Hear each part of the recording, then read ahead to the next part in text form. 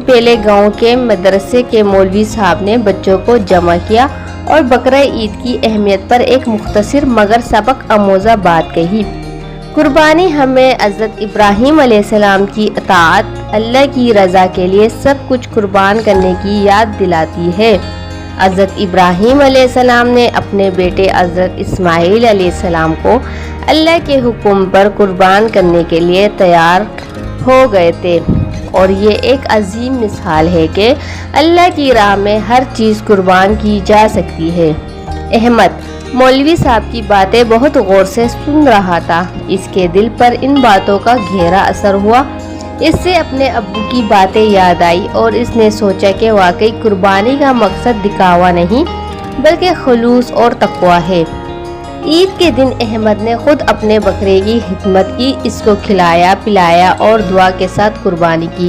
اب وہ خوش